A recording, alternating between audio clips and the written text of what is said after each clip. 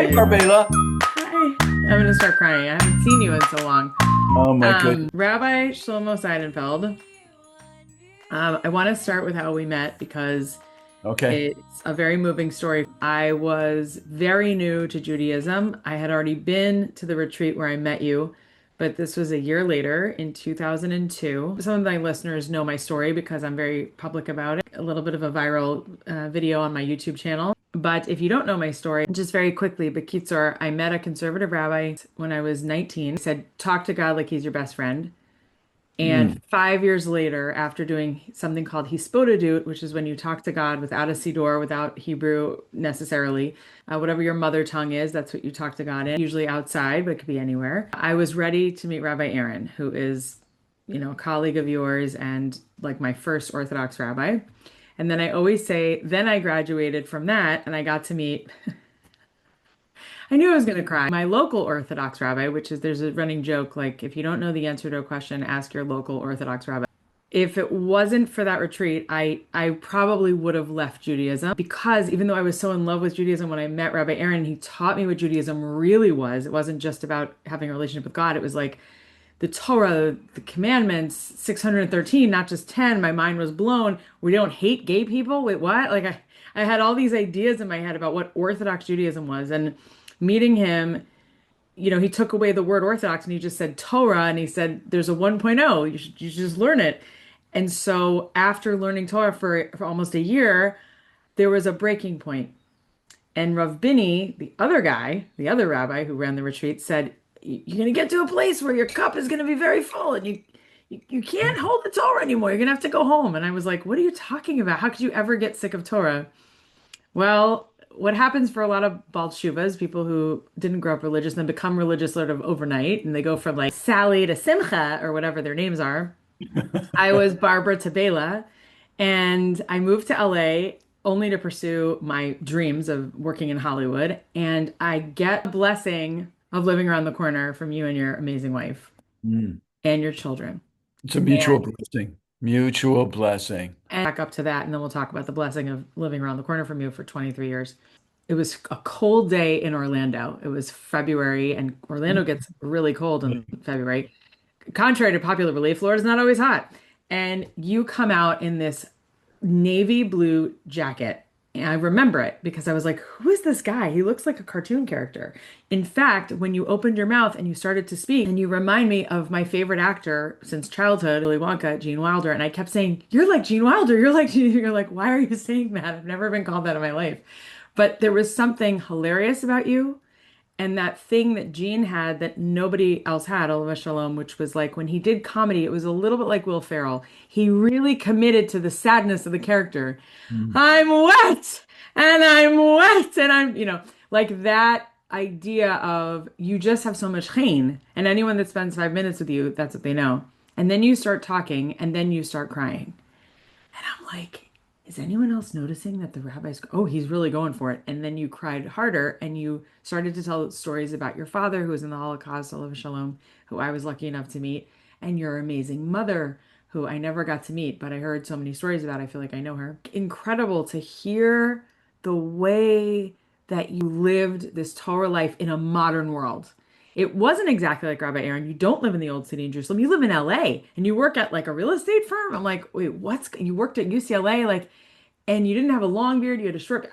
There were things I didn't know that I didn't know yet. Mm. And I moved to LA and I live around the corner from you. And I'm certain that if it wasn't for you and your wife and your kids and being around you and having so many thousands of conversations with you, I easily would have left Torah a million times over because it's so hard to live your life 24 years a certain way, get inspired, move to Israel for 2 years, come back, and then just expect to have it all integrated. We Mm. all need those people in our life. And I always say that even though you're too young to be my dad, you are like the older brother or uncle, younger uncle that I never had. And I I'll take know it. you treat me that way. And I'm so grateful because there's a protectiveness that I feel like you do with a lot of people, but especially me and my sister. That's just, I'll never be able to thank you for the rest of my days. But I have a little podcast I have a little podcast.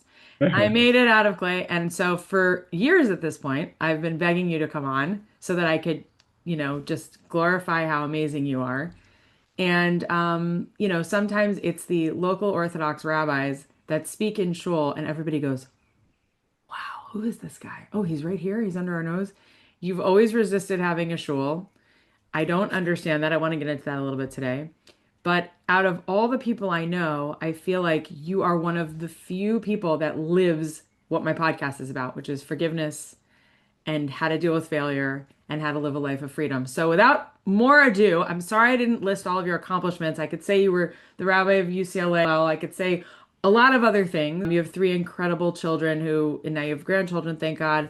And, your kids are your best calling card because they're very healthy Mm. and happy and love Torah and Hashem and not in like a weird, like I'm a robot way. And I've seen you in action. I helped you a little bit, create a community in your home where people literally sat in your living room and got to learn Torah with you and were like in awe.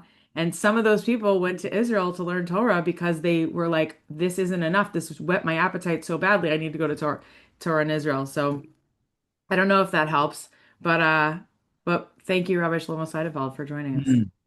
Wow. You can introduce me anytime. And by the way, just a correction. I didn't work at the UCLA You Hillel. didn't, I was Jam. director of JAM.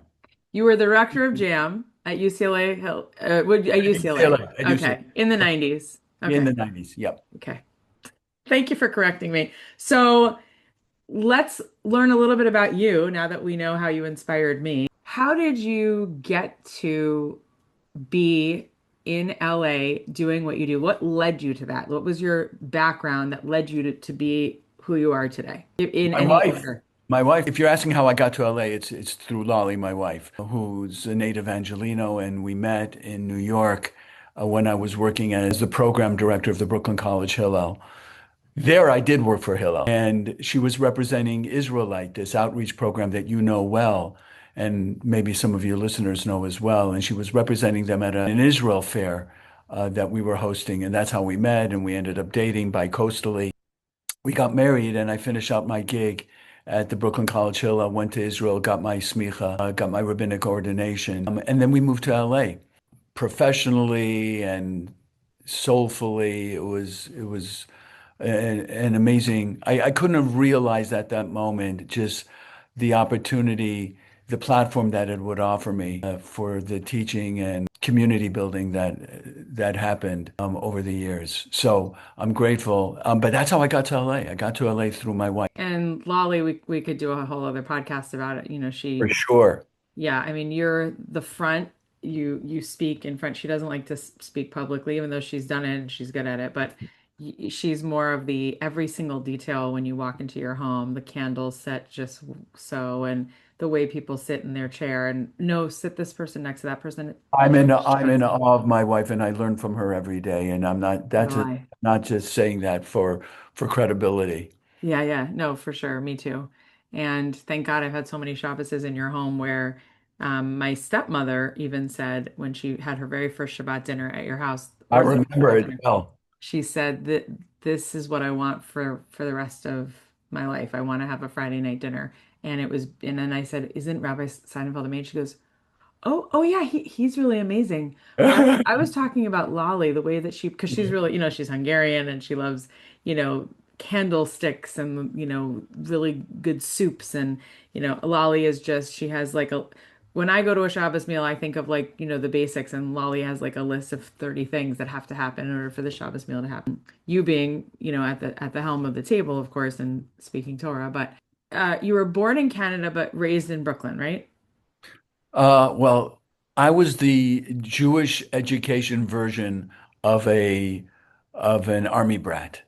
My father was in Jewish education and moved around quite a bit. I was born in Canada. I only lived there for 5 years. We moved around all over the place. And luckily, he took me with him, and he took the and so I grew up moving around. Grew up in a modern Orthodox home, as you mentioned. My father was a Holocaust survivor. That very much has framed me, framed that was the air that I breathed. The home that I grew up in is sort of like a modern Orthodox home. And wasn't your mother from Eastern Europe also, or was she born in My America? my mother was born in Toronto, but her parents were Russian and Polish. So so She she grew up spoke in Yiddish. Yeah. yeah, her mother was sort of like the she was the traditional one. Her father was a socialist, but a humanitarian. And when my parents met, I'm not going to go through that whole scenario, that whole story. When the only language that they had in common, because my father was a Hungarian Yeah. survivor Oh, coming from wow. Israel, he went to Israel after the war. The only language they had in common was Yiddish. And my mother only knew Yiddish because her parents spoke it in the house occasionally. So there, that was the first language. That was my first language for a couple of years Wow. before. Are you the oldest out of the kids? Oldest, yes. That makes sense. I never realized that because you all are so young looking. Yeah. Oh gosh, No, enough, it's true. enough, It's enough, true. It's true. I keep going. enough. Um, and so I know you said you don't want to go into it, but give us a little taste of what is it like to have a father who survived Auschwitz? Well, it's not something that I mean. He was a prolific speaker and educator. He was a very, very innovative educator. Way before there was March of the Living, my father back in the 70s, with a colleague from Atlanta, took high school students to the camps and then to Israel. So it was basically a March of the Living experience, but before there was a formalized program. So he spoke about the Holocaust. He didn't speak about it at home because I don't think he wanted to burden us. And but he was a highly emotional person, and we kind of like knew where that emotion was headquartered in. So that was sort of like the air that I breathed without it being spoken. Yeah. I had the pleasure of I was studying in Harnof so many times over the years Yeah, that that's where he lived. when he finally, yeah, when I studied in yeshiva, and you and I had become like family at that point. So I called him and I said I want to see you because I had already met him at your house um, after your mom passed away, and we bonded, and I said I'd love to come and visit you. He said of course, and we had a Shabbos meal together, and then because I was literally around the corner from him, he invited me one day to Yad Vashem, the most Oh, yeah. famous Holocaust museum in Israel. Yeah, he And spoke there prolifically. he made sure I was in the cab with him. He wanted me to have a ride because he knew it was a long drive. And I thought, this is the kind of thing that only a Seidenfeld would do because most people would say, I'll meet you there. I don't need to drive with you. And I'm not gonna he'd be so focused on like someone else would be so focused on their speech or whatever. And meanwhile, the guest of honor is like, get in the cab with me. You got to get in the cab. And, You got to work on your Hungarian I'm accent. so bad at it. I could do Everton Youngways pretty well, but it's very hard to do your father because he was, big. But and then just watching him with all these high school students and how they just shut up when he started talking. He was like this animatronic, like not real person. And he spoke quietly, so you'd have to really listen. And people leaned in because when words come from the heart, they go into the heart, as you Yeah. always quote Yeah. uh, another Rabbi Shlomo Karlebach. So anyway, I appreciate that, and I never knew your mom came from a socialist background, or at least her father was socialist, Thought because it was. it makes sense because you've got a little bit of that in you.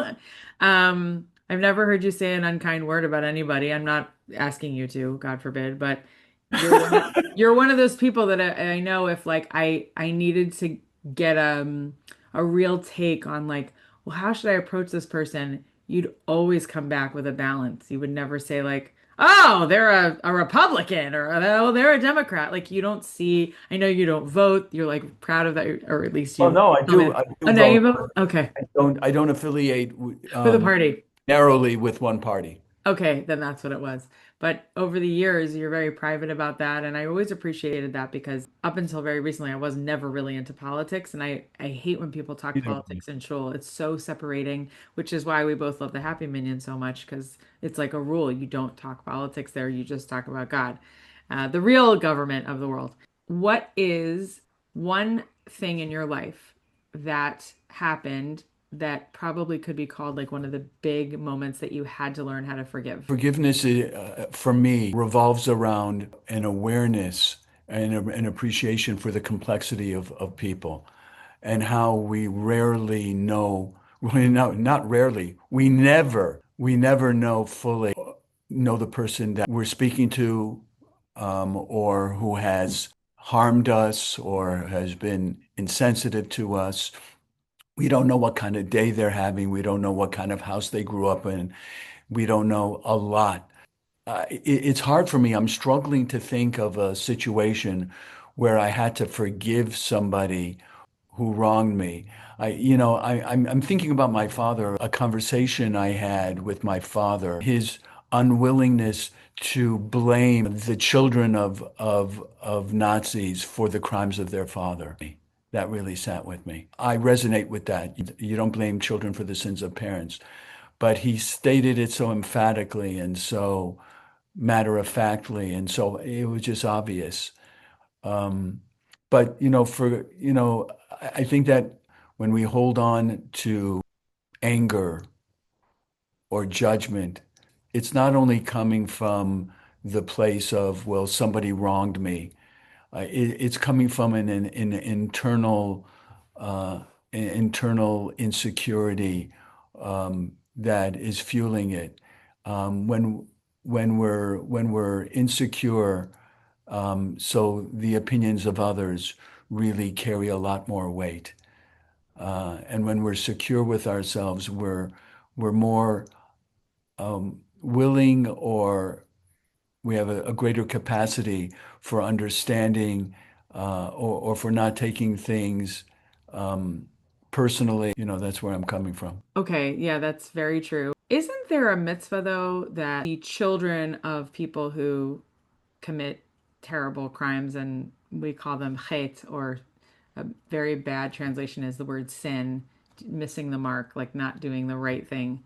And there's a whole list of them, obviously, of Averot, but isn't it true that those people, not that they should be blamed, and maybe I'm just learning this for the first time, but shouldn't they be judged or taken to task for what their parents did, or how No, does that work? Okay. no, no. What inevitably happens is that the sins of parents can be replicated and continued Mm, and are unfortunately sometimes inherited by their children because they grew up in close proximity to them, and they inherited some of the negative qualities of parents who we look up to and we revere and we respect, and we uh, so so sometimes those sins continue in the lives of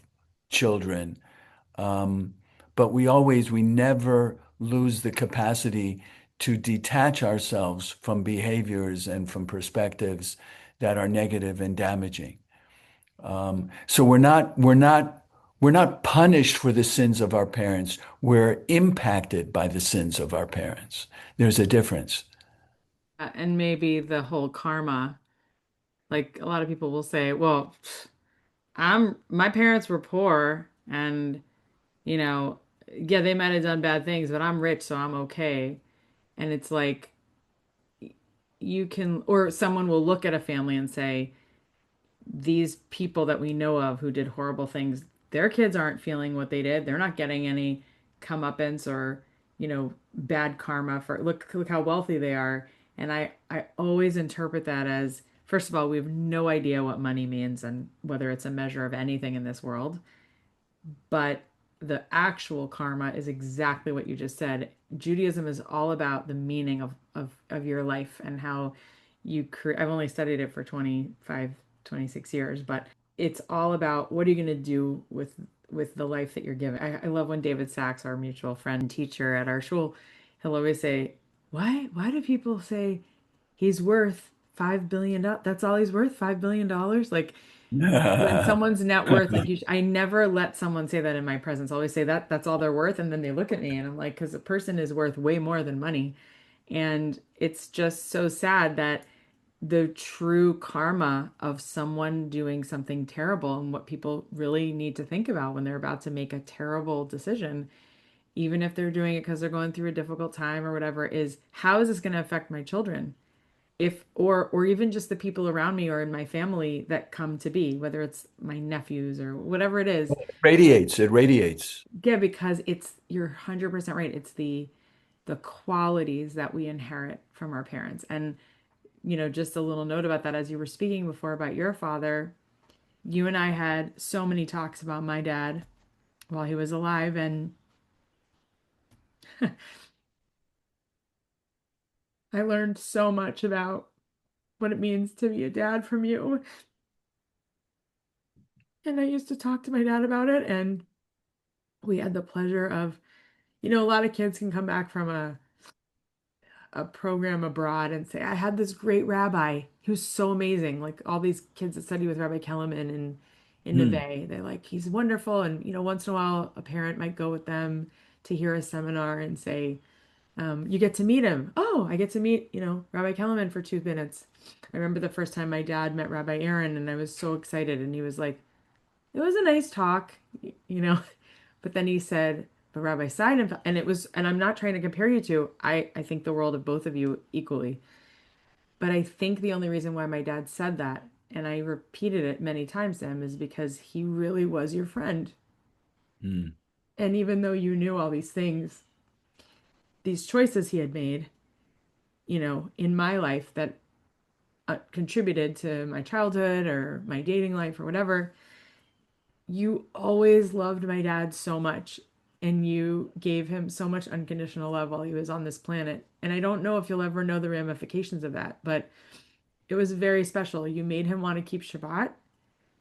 You contributed so much to him wanting to have a connection with Hashem. And he said to me after my sister's wedding, and you led it, how moving it was, and how because he had that connection with you from Shabbos for a few years before, he really you were his rabbi. Like you really were. He didn't really connect with it. He was so angry at the rabbis from Brooklyn that smacked him on the head or the leg with the rulers, and he had a really horrible introduction to Judaism.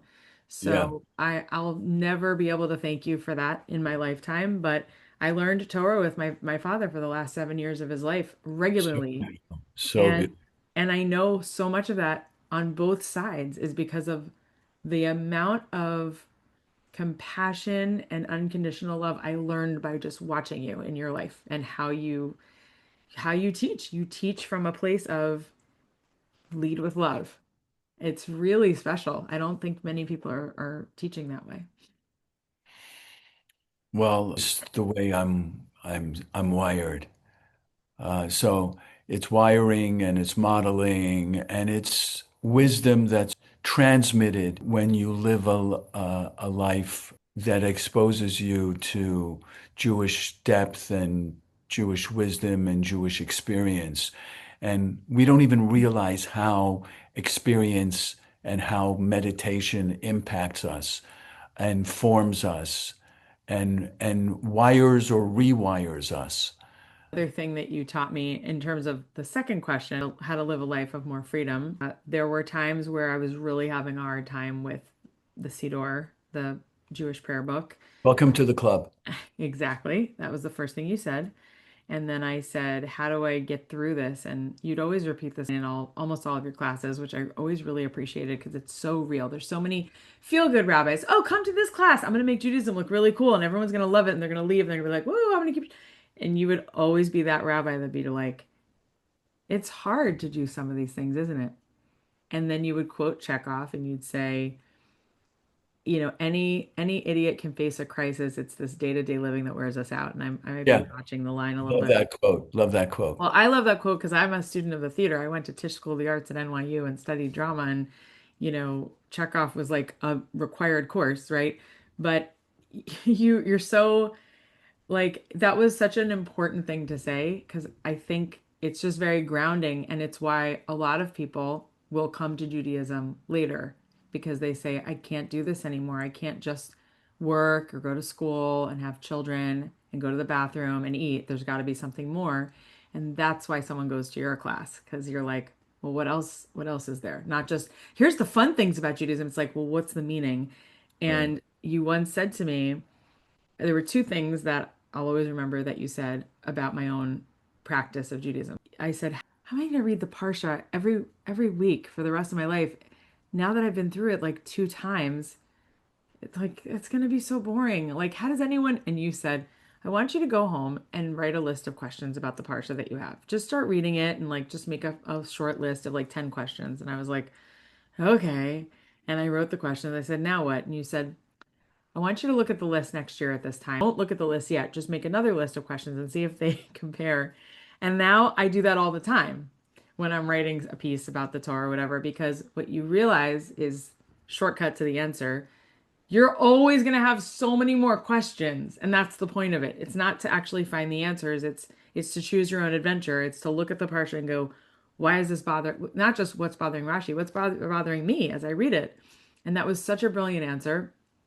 And the second thing you said is when you wake up in the morning and you have a hard time looking at the text of the Siddur because you're going to look at it every day, you can take time to stop, and you actually are not required, especially as a woman.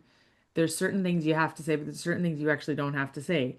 And you said, and I hope I'm not misquoting you, but you said going a little further, even for a man, if you're really having trouble connecting, just stop, and you can even just rock and nigun, like, say, like sing to yourself or hum.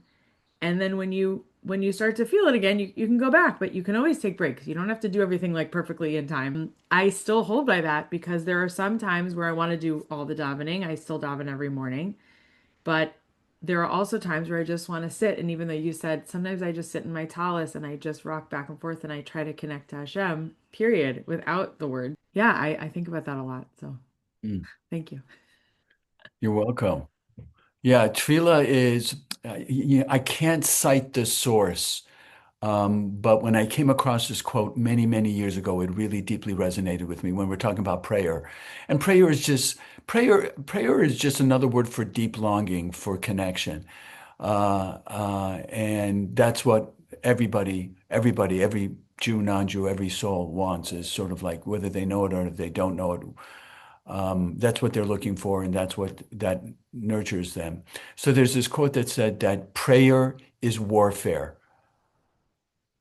Prayer is warfare because you're fighting the impulse because it's so difficult, it's so challenging to maintain your attention, and because there are constant things from that there's a scroll that's going through our minds of things that I have to do, things that I do, things that I regret, things that I'm worried about, things that I'm anxious about, things that I'm so you have to push that. You have to somehow find a way of plugging in, and that's the challenge of prayer.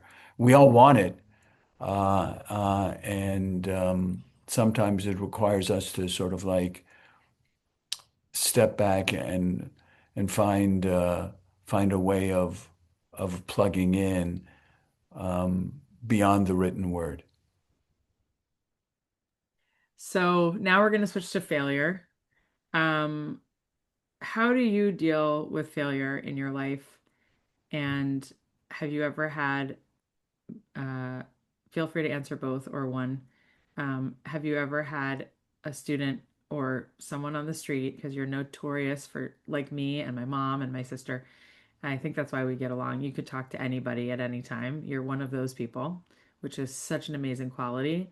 And I wish other Jewish people were like that. I feel like if we could all do that, we could all graduate to that level, the world would be a different place.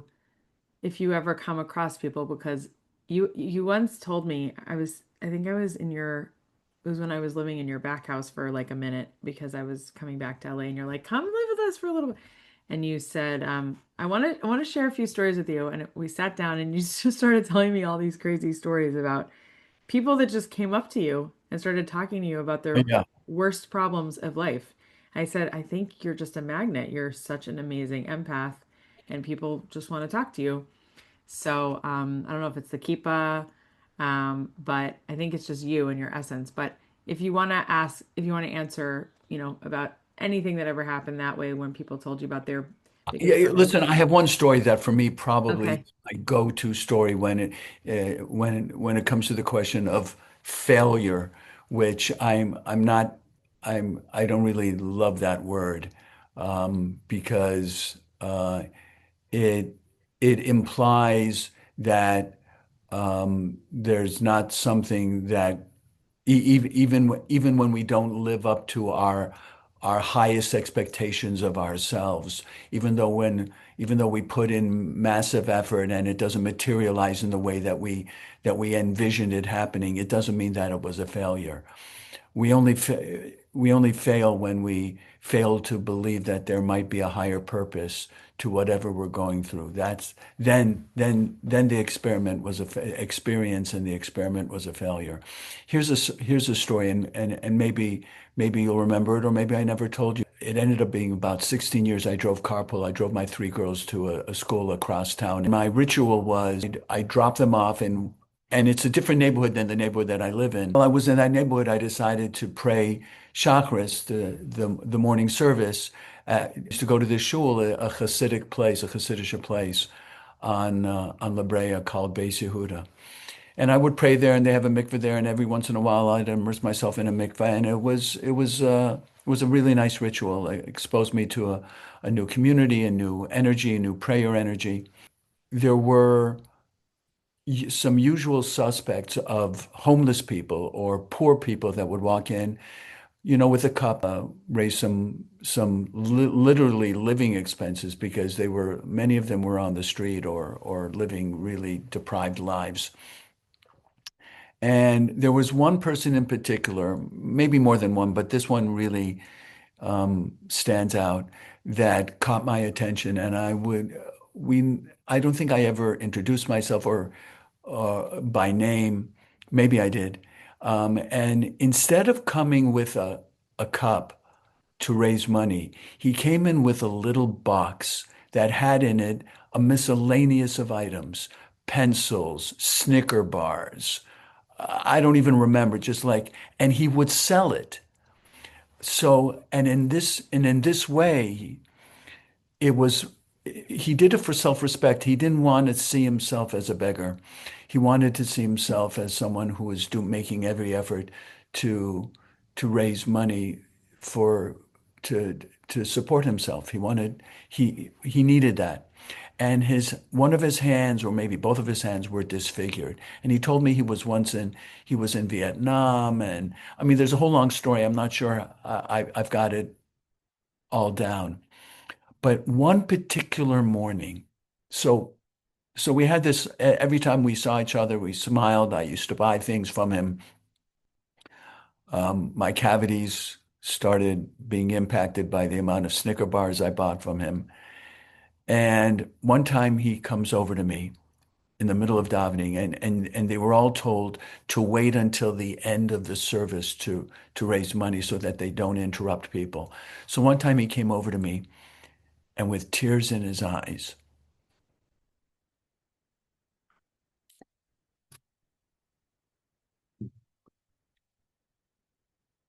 he says, "I hate being a beggar."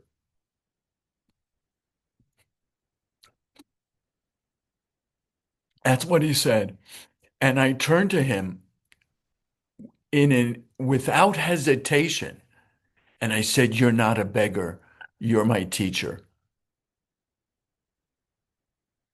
And no one had ever dignified him in that way. And he said, "I'm your teacher? What do I have to teach you?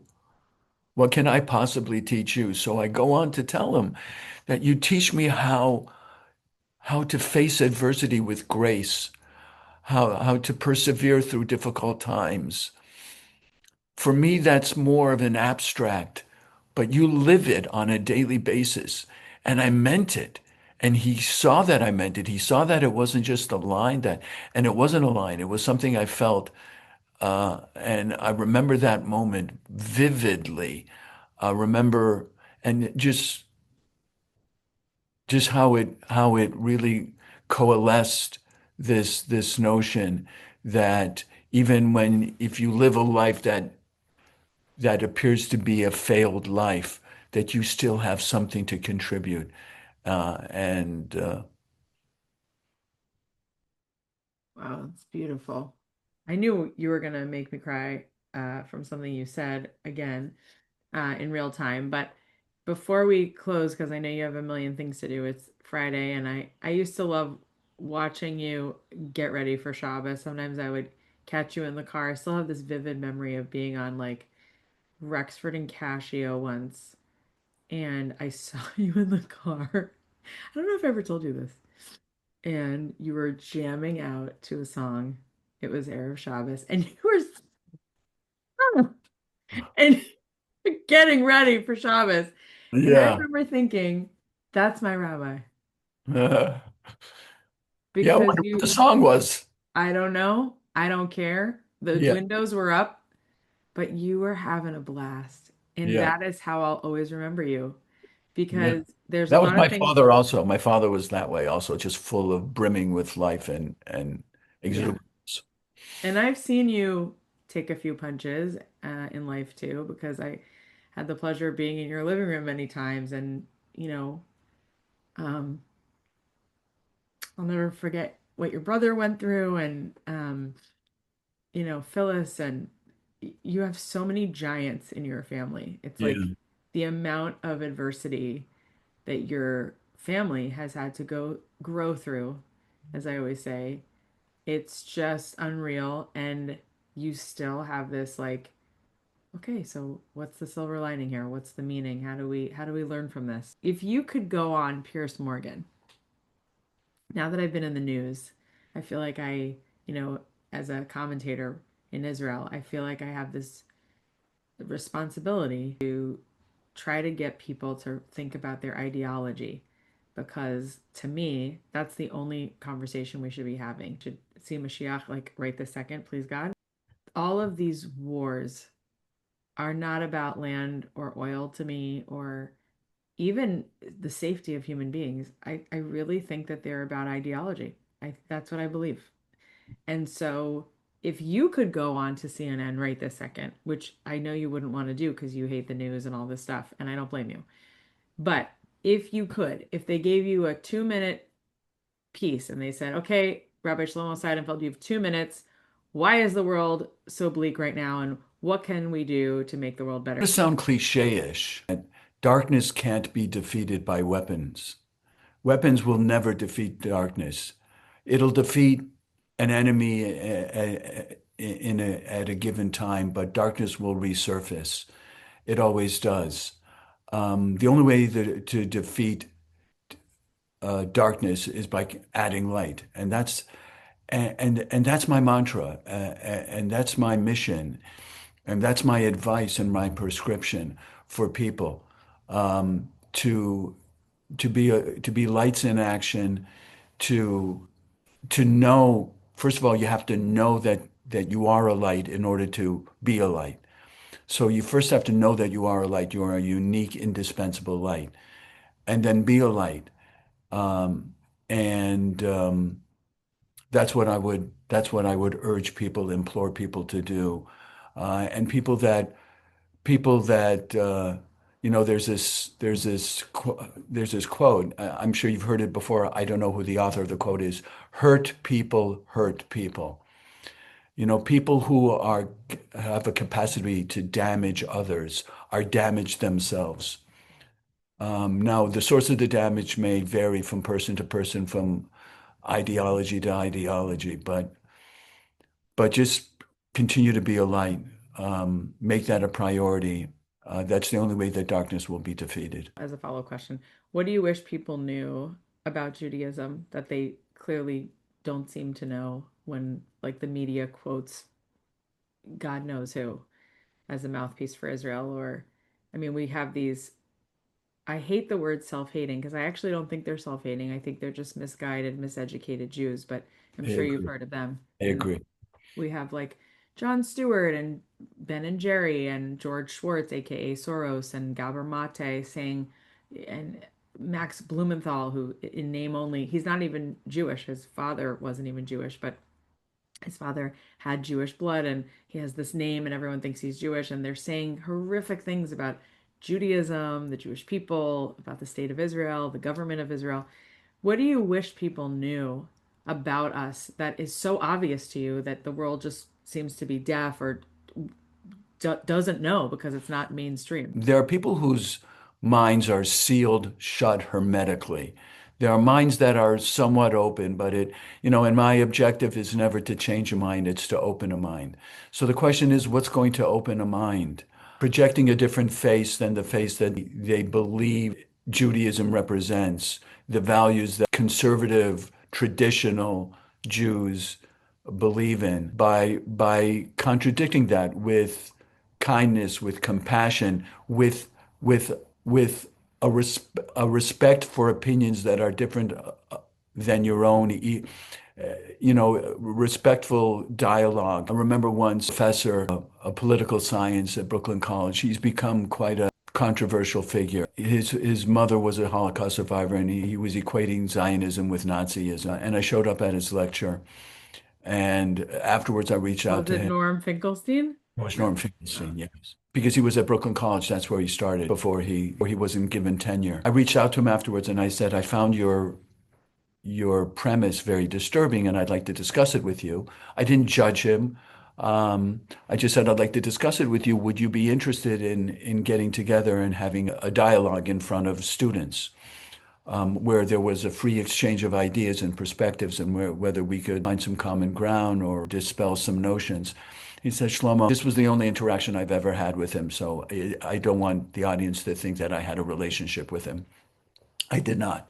But I'll never forget his answer. He said, Shlomo, I'm not interested in dialogue. I'm interested in debate. There's some people who have positions that they're unwilling to reconsider or change. And we have to accept that. But there are a lot of people that, to quote you, are misguided or have positions that have some merit that have to be acknowledged. And respectful dialogue is the way to go. This is such a testament to how apolitical you are. I've never heard you say that story. Mm. And I would have remembered it because I have this penchant for wanting to help Jewish people by name only that don't clearly practice it or have never met someone like you, and have never been to an Israelite retreat. I have this penchant to want to bring them for Shabbos at a place like your home. Lolly would probably freak out, but but a place where the presence of Hashem is felt so boldly. And I really believe, like you said earlier, if someone really knew if Norm Finkelstein really knew the light that he had inside of him, his potential for love, his potential for bringing more goodness and sweetness into the world, I don't think he'd ever stoop so low to say some of the horrific things he says. He and Gabor Mate have a very similar background, but it's not that different than yours, where you have a parent that was literally in the concentration camps. And for some reason, there's some people who came out that became a lot less religious and angry at God, as opposed to asking, what can I do with this? And You don't judge anyone. yeah, and your father was observant before he went into the camps. He was raised in a more observant home, but what's amazing is that he became more observant, you could argue, or more connected to God in a way through it and when he left. So it's just sad that there's so many people just they get angry and then they go full throttle People against. are complicated. People complicated, Yeah. especially the children of Holocaust survivors are complicated.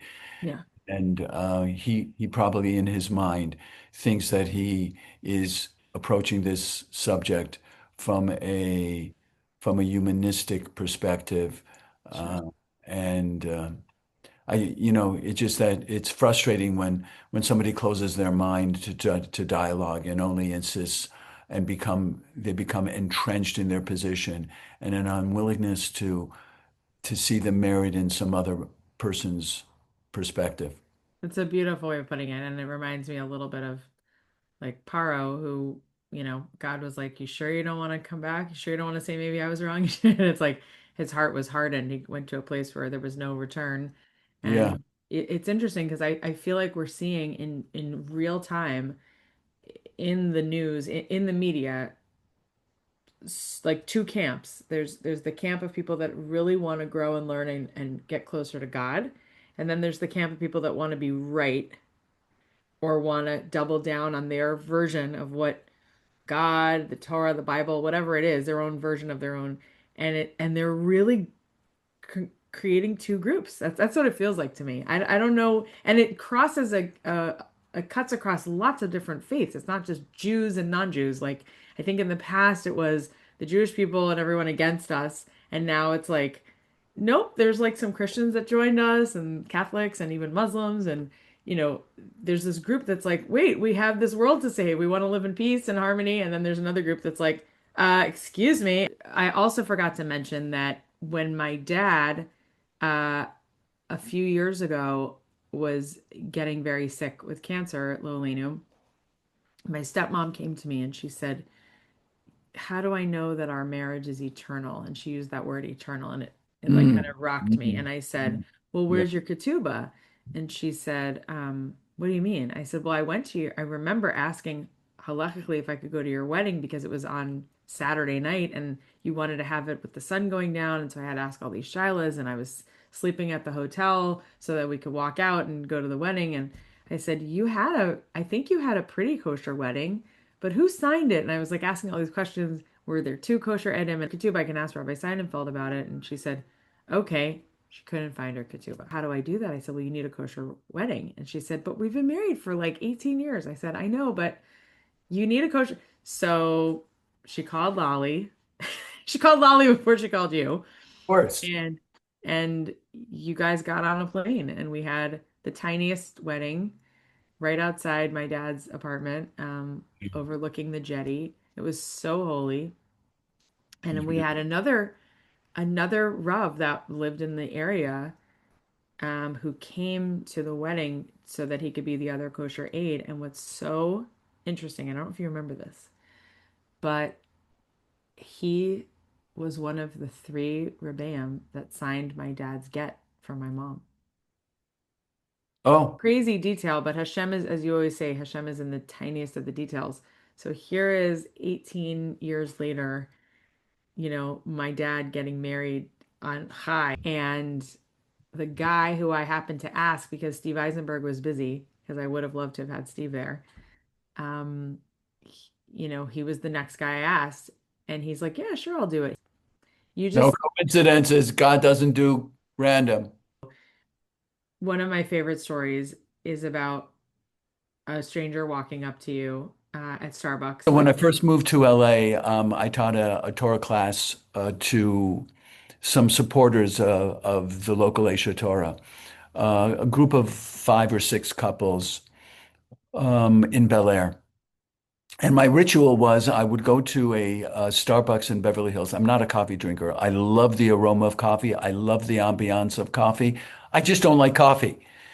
Um, and Haagen-Dazs coffee is my favorite ice cream. So I go there and I sit there with my chumash and I'm cramming last minute before the class to decide. It was a parsha class. It was a class on the Torah portion. And I had it open and I didn't have coffee. I must have ordered a tea or something. And then there was a woman who looked like at the time I think the the term was Generation X. She didn't look Jewish at all. Just shows to Goya. Uh, and um, and she was cleaning tables, and I saw her crane her neck and look over my shoulder to see what I was doing. And she comes over to me. I'm the only one in the Starbucks, and they're about to close, so I have to leave. And she's cleaning the tables before. She said, I really need to do more of that. That's what she says to me. So I look up and I said, more of what? I said, more Torah learning. So that blew my mind because that meant I was guilty of racial profiling her not to be a Jew. And who knows who a Jew is? You can't tell by their exterior, by the spiked hair or the clothes that they're wearing, what they are. I said, wow, yeah. And then she continued wiping, cleaning the tables. And then she came back to me and she said, Rabbi, she didn't know I was a rabbi, but I was wearing a yarmulke. So she called me a rabbi. She said, Rabbi, do you mind if I ask you a question? I said, sure, no problem. She said, if you have a tattoo, does that make you a bad person? Now, or what's I don't remember verbatim what the question was, but it had to do with a tattoo. So I answered, the strict answer is that according to the Torah, it's an explicit verse that you're not supposed to tattoo, and we can discuss that. But that wasn't the answer that was going to get me to the root of why she asked the question, and that's essentially where I wanted to go. Why are you asking this question? I said, maybe it depends on the motivation behind the tattoo. So at that point, she rolled up her sleeves and she shows me three letters tattooed on her upper forearm: Mem Ches Lamed, Mem Chet Lamed, Machal, which means forgiveness or to forgive. So that blows me away. So I asked her what the story, what the backstory behind that tattoo is. So she proceeds to tell me that she was abused as a child. And I didn't go into detail. I didn't press her to detail. I don't know whether it was physical abuse, whether it was verbal abuse, but she was abused as a child. And she said, I was seething in anger and I couldn't let go of my anger. And somebody told me, and I think it might have been a non-Jewish person. I'm not sure. Said, why don't you find out what your religion says about forgiveness? And she did. And she did a deep dive into forgiveness about Mechila and how Mechila doesn't only take into account the imperfections of other people, but it also takes into account the damage that we do to ourselves when we hold on to anger. So she decided to tattoo it on her upper forearm to remind her when anytime she finds herself slipping into anger and rage, which we can understand that happening. And I turned to her and I said, if there was ever a kosher tattoo, you're wearing it. That was amazing. Thank you. What it means to be needed. Um, and if Well, there's a whole long story that you reminded me recently was actually the story of a famous rabbi who goes to visit a boy who is clinically depressed, and he's at a retreat center in rural Australia. And I'm not going to go through the way I share the story because that's lengthy. But he walks into the room. This rabbi walks into the room, and the boy looks at him. And before he walked into the room, the way I read the story, if I remember it correctly, he was lying on his back and he was staring at the ceiling. He was sort of like catatonic. He had no life force. So the boy sees him and sits up and says, if you're here to tell me what the priest told me, don't bother. So in that moment, he realized two things. Number one, and this is me telling the story the way I tell the story. I don't know if this is verbatim the way the rabbi tells the story. He realized that a priest beat him to the boy. That's number one. And number two, he realized that whatever he said to him didn't work. So he said, well, what did the priest tell you? He said, the priest told me that God loves me. So the rabbi's thinking that's not a bad answer, but it wasn't enough. It's not enough to believe that God loves you when you're mired in a deep depression. So he had to think on his feet and he came up with this answer.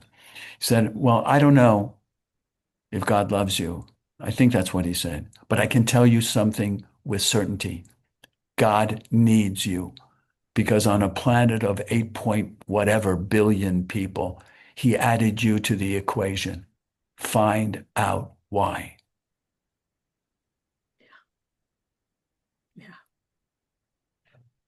yeah. It's a powerful that Yeah. we're here for a reason. If you will, I tell people this all the time. Do you know how I know? How I know with certainty that your life is important, that your life is meaningful? You woke up this morning. God gave you the gift of another day. So what you kind of know because I told you years later, but there was only, thank God, one time in my life that I was going through severe, like depressive feelings. I was 31. I had gotten to my 30th birthday, and from 24, from the moment I met Rabbi Aaron until I was 30, I was completely Shomer Negia. I hugged like my uncle, but and my dad, but I refused to touch a man because I was so scared of making a bad, tragic mistake like my parents and marrying the wrong person and feeling, like I wanted to get it right. So I didn't touch a guy for 6 years, from 24 to 30. I refused to, like, I would shake hands, but I really wouldn't offer, and I wouldn't hug anyone, didn't kiss anyone. When I tell my super secular friends, about that. They're like, "Oh my God, you wasted the prime of your life." And I'm like, "Did I? Or did I just learn about how important it is to make touch sacred, and commit?" Um, so it didn't bother me turning 30 and not being married, but when I saw the candles on my cake at 31, and there's a scene in Finding Barb, which was another show that I did that you saw, thank God. And, that was like you had said to me once when I turned like 30, you said, "Are you sure you don't miss singing in front of men and like performing and stuff?" And I said, "Well, it's the kind of thing like because I had taken a break from performing live performance in front of men, and I was really trying I was acting, but I wasn't singing. There were things that I tried to do to make myself holier, whatever that meant." We had this long conversation about it, and you said, "I think if you do a show, it's not the end of the world if you sing. You're not singing like sexy songs, you're not undressing, it's if it's serving the character and it's meaningful, it's up to the guy to come to the show or not." And it really helped me a lot. Anyway, there's so many instances that you helped me in my life, but that was another way for me to stay connected to Judaism and also do what I loved. So when I turned 31 and I saw the 31 on the candles on the cake, I had this beautiful birthday party, which I think you guys were at Roxbury Park. All I my think so. friends, all my friends were there, and I had a panic attack for the first time in my life. It was severe. And I didn't know what was going on. I said, "Oh my God, I'm having trouble breathing. I must be hypoglycemic." I went to see all these doctors. They laughed at me. They said, "You're having panic attacks." I said, "No, I don't do that. My dad's a psychologist. I'd know if I had anxiety." I was having severe anxiety. Then I kind of dipped into a pretty low grade, but still like a depressive state. And I was able to work, but I really wasn't well. I lost 15 pounds. I was already skinny. And my sister got worried about me, and I never went on medication. I was about to. Thank God, it's just not the thing that I needed at the time. I'm not against medication, but I'm against the overprescription of them. Anyway, I called you on my birthday. It was like, I don't Mm. know, a few months in, and I said to you, "I'm feeling really unfulfilled." I didn't know how to tell people that I was feeling anxious or depressed because it was so foreign and I didn't want to exacerbate it. And I also was trying to fake it till I made it to get rid of it and whatever that means. Eventually I was like good. But it happened to be that during that time I called you. I don't know if you remember what you said. I've told you Well, about this since. let me hear what I said. It was brilliant. And at the time I hated you for like 5 minutes. You said, I said, "It's my Hebrew birthday. Give me a bracha, and I'll give you a bracha too, obviously, on my birthday." And I gave you a bracha, and then I was hoping you'd say something like, because I said, "I'm having a hard time. Like things are hard, and I'm feeling unsatisfied with my life, and it's kind of hard." And I kind of danced around it because it was like a really hard thing to say, like I'm feeling kind of depressed. So instead, I just tried to keep it pretty positive, and I was really hanging by a thread sometimes. And not suicidal, but like sad and having trouble eating, things like that. And you said, "Well, I give you a bracha barbela," which I should tell people. You gave me this name that I still use. It's my production company name, Barbara and Bela together, because it's my English name, my Hebrew name. So it was very cute. He goes, "Barbela, I give you a bracha that you never stop striving, that you always feel a little unsatisfied so that you continue to grow in this world and you have big goals and you keep reaching for them." And I got off the phone And I just cried my eyes out and I was like, I can't believe that he said that. I can't believe it. And then I thought, was that insensitive of him? And then I thought, no, that's part of life.